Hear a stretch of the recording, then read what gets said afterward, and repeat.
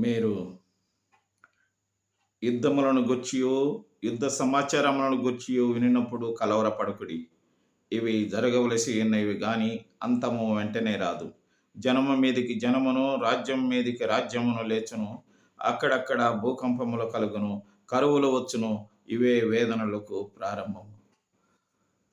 మా పరలోకమందున్నటువంటి తండ్రి, నీకు వందనాలు, స్తోత్రాలు. ఈ సమయములో అయ్యా నువ్వు సెలవిచ్చిన విధంగా స్వామి, కరువులు, భూకంపములు నైనా లోకములో కలుగుతాయి.